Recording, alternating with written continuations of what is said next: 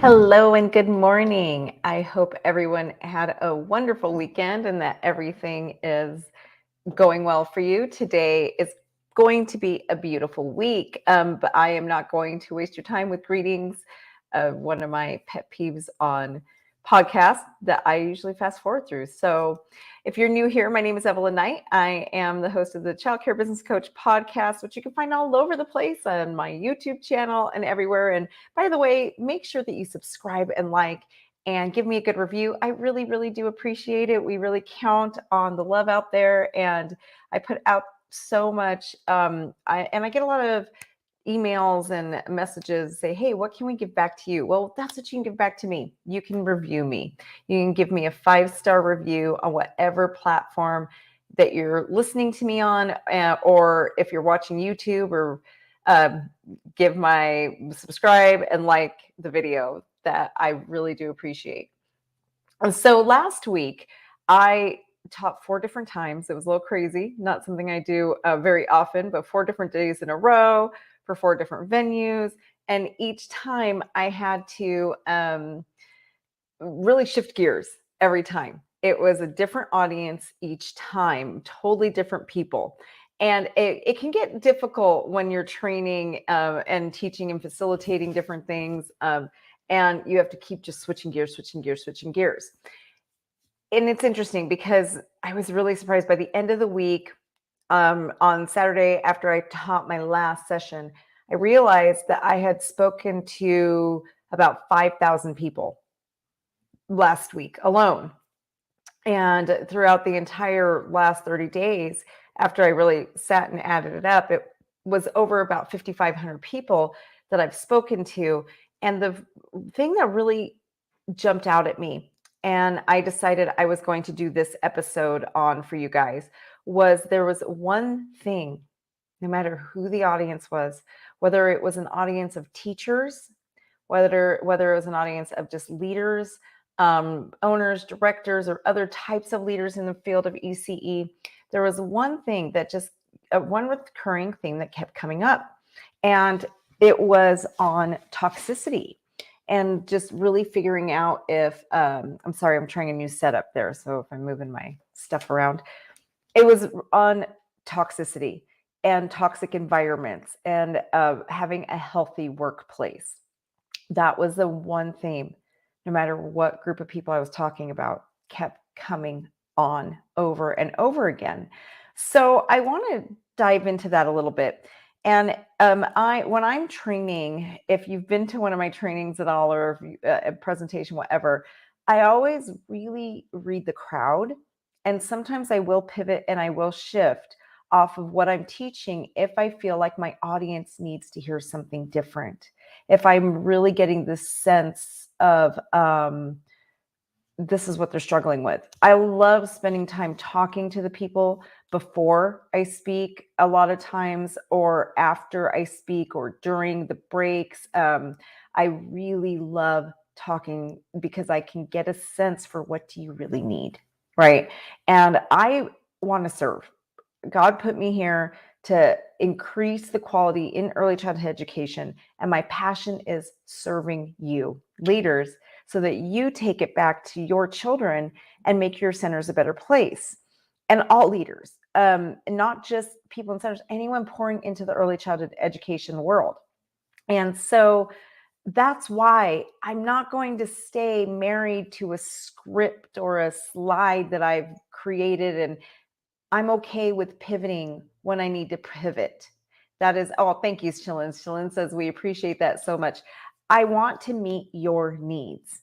And the need that I saw overwhelming last week was the need to understand toxicity in centers. For my own personal members, I've been teaching toxicity now. It's been about a month, but there's the one thing that came up every single time I spoke last week is what I want to talk about today. And for those of you listening to the podcast, I have a visual for this that I'm probably not going to share, just because it's going to be hard for those of you, the people listening. So we're going to talk about it. But I've created something to help people understand what's happening and to help you to see if maybe you are the toxic one in your environment. And you may just not even know it. I know I was. I will be the first to admit I was a very toxic boss at one point. I really just, I don't know. I just didn't get it. I didn't see what I was doing to my staff. I was a victim. I was stuck in a victim mentality, and I was really just bringing them down to a certain extent. Um, so I realized I had to get out of the victim mentality. And there's three different big overarching when it comes to leadership that can make us the toxic people. And you might see this in your staff too. It's not just for management. This could also be your staff. And I'm trying to actually open up my slides so I can see it as I go through. And I don't, oh, there we go. I don't want to miss one for you guys. But like I was saying, there is being the victim, right? Where everything is happening to you.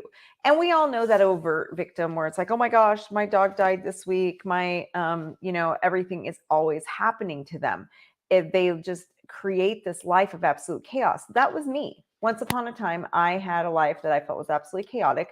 And I didn't realize it's because I was creating the chaos in my life all the time, all over the place, right? And that's when you're in it, it is so hard to understand. And it's going to be a lot more than a podcast episode for me to help you to understand that. But the second is a person who has to micromanage, who has to be in control, who no matter what anyone does, it's got to be your way. And basically, that's going to look a little bit different as well, where you might leave your staff for a week to go on vacation. And when you get back, everything isn't exactly how you wanted it to be, right? The processes weren't done the way you wanted to be. So now you come in and you have an attitude of, I just can't leave on vacation. I just can't do it because they don't do it right. They don't do it my way. And what it really comes down to is it's not that they did it wrong. They just didn't do it your way. And that is a big problem because you're creating your own hell, to be honest with you. When you can't leave your center, you can't take a vacation. And for some of my clients, you need to hear this too. You need the tough love of hearing this. Sometimes you create your own nightmare.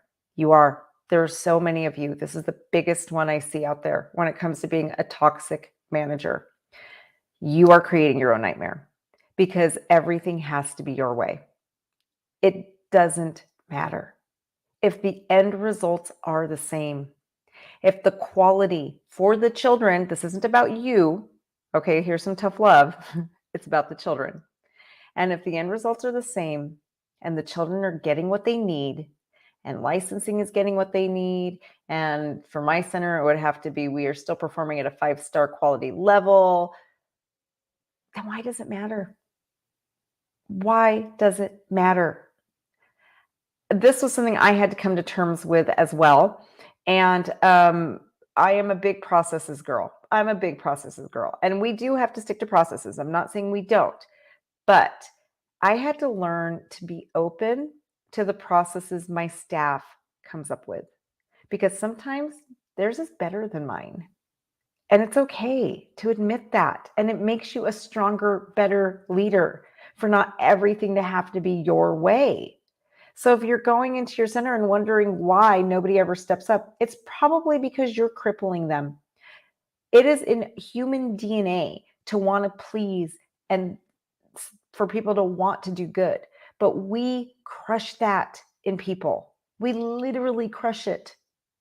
It's so important that you hear me. So think of it this way. If you're wondering, like, why do they come and ask me for everything? Why can't they just make a decision by themselves? Why can't they? That is you. I'm telling you right now. I know that's hard to hear, but it is you. You have made them feel very uncomfortable with stepping into themselves and with really being able to make a decision. So what I usually see happening here is somebody will make a decision, right? And they'll take an action. You're not going to like how they did it. And a lot of times it's because it didn't involve you. may have nothing to do with what they did. And you're not admitting this to yourself yet until you really get down deep, right? And so you're coming in and undoing everything they did. Or they're coming to you and they're saying, hey, how do you want me to deal with this situation as a parent? And you may say what the healthy thing to say is, how do you think you should? And then they say to you, well, this is what I think we should do. And then you say to them, no, I think we need to do it this way. Okay. When you do that, when you say, no, I think we need to do it this way, they're basically saying that their opinion isn't valued. They're not smart enough, good enough to make that decision. So why should they come up with ideas for you? Why should they have initiative if every single time they've had initiative in the past, they're shot down? And I know some of you are thinking out there, oh no, you don't understand. I'm telling you, try it. Try it for a week. Empower your staff. Stop micromanaging. You're just creating your own nightmare. The other one that is a big toxic trait that we see is the savior. I am the savior. This probably will be my biggest struggle forever. This is one of the other reasons why you are dealing with that same situation that we just talked about, where it's that they can't do anything for themselves because you never let them fall down. And that's hard. It is really hard. I get it. Especially when you're running your company and it's hard. But if you always swoop in to save everybody, if you're always the one there to help them pick up the pieces to problem solve, then how are they ever going to learn to do it for themselves? They're not. And this is how you can tell. One of the best ways to tell if you're a savior is when you hear someone coming to you and they're telling you like, oh my gosh, this is what I'm going through. If you automatically go into, oh my gosh, I have to fix this, right? And that's not the thought that goes into your head, but you start thinking of solutions and you start saying things like, well, why don't you try to do this? And have you done this? And have you done, or like you see the person struggling with something and you're the one who starts a GoFundMe, always feeling that inclination that you have to be the one to do something. You're a savior, right? You're a savior too. And I'm here to tell you, we can't save them all. I know it's so hard, isn't it? It is so hard. And it's the one I've been able to overcome my micromanaging. I've been able to overcome my victim mentality, but being a savior it's the hard one. Now, I don't swoop in. I don't swoop in to save people. And I try. I mean, sometimes I do. I'm not going to pretend like I don't, but I'm really much more consciously aware of it now.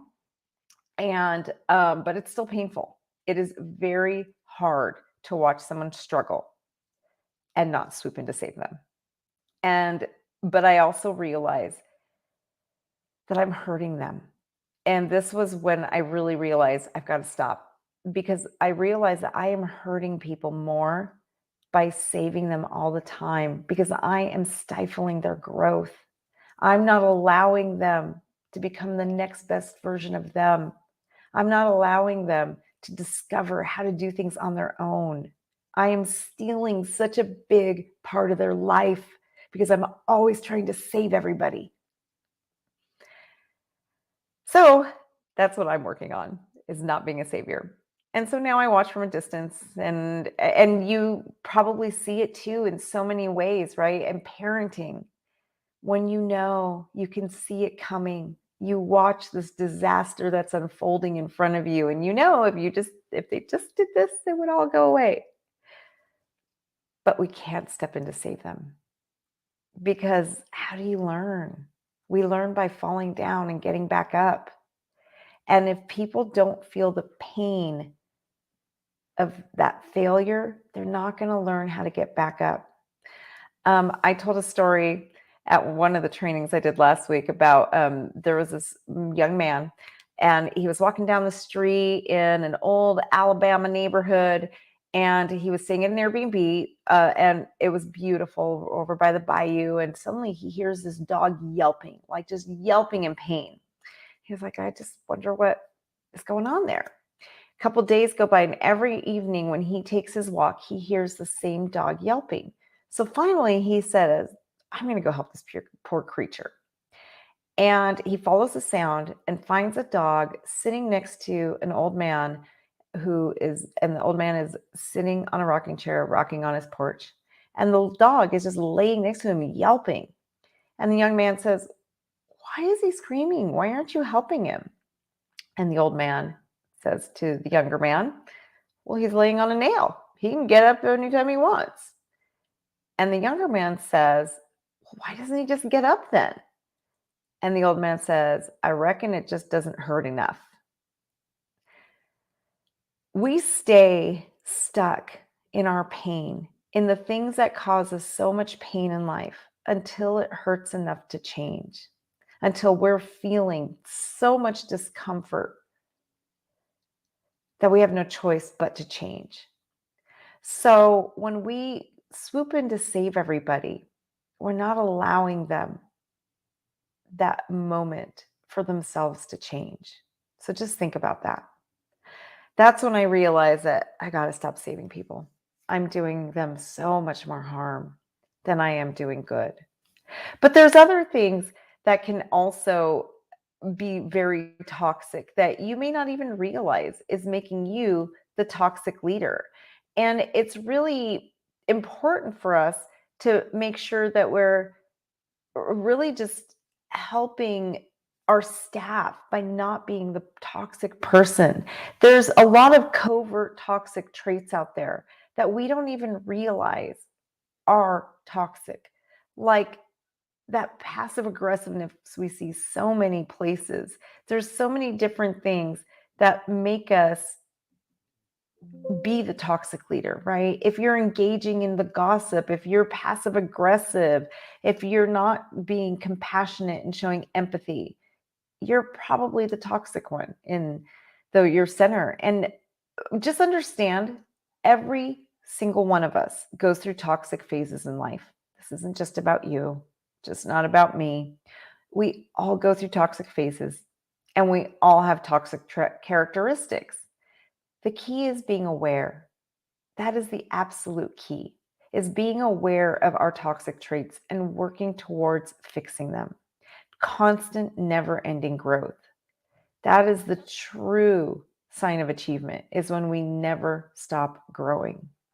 So I hope this was helpful to you guys today. I did want to add one last thing. Last week, I talked about being a leader with ADHD. I am still considering doing a topic on how to lead someone with ADHD, but I am the one with ADHD, so that one's a little bit more difficult for me. I'm sorry, I have to sneeze. Excuse me. Well, that's the beauty of doing this live, right? If I was recording the podcast, I could pause the sneeze and go on, but can't do it when it's live. So with the ADHD, there was one very important point I felt like I forgot to make last week. And I really want to make that point that before I go, because it really bothered me to the point that I actually lost sleep over the fact that I didn't say this last week. If you are one of the people who have ADHD like me, if you are someone who has ADHD like I do, and you're living in a lot of shame, if you're living in shame because you're not getting this done, you're not getting that done, whatever it is, I want you to know that it is not a character flaw. Okay. It is not a character flaw. It's not you. It is no different than somebody who has diabetes that needs to take insulin. This is literally something that is physiologically going on with your brain. So that was a huge, huge release for me when I realized it wasn't a character flaw. But a lot of the things that make me just the side effects of ADHD, right? I used to see them as a character flaw, and I would see myself and just compare to others and just think like, why can't I get myself together? So I know that wasn't our topic today, but it kind of does go along with toxicity, because I would have labeled a lot of my ADHD traits in the past as me being toxic. And I thought I was very toxic because of a lot of those traits. And I've realized that now it was, oh my gosh, it was like freedom when I realized that it's not my character. It's not who I am. It's a condition. So I hope that helps anyone who listened, if you heard last week's episode. and it really struck a chord with you and you are living in that shame and guilt, just know it's not your character. It is not a reflection of you. It is a condition. I hope everybody has a wonderful rest of their week. And again, don't forget to subscribe and like and leave me a review. Bye, everybody.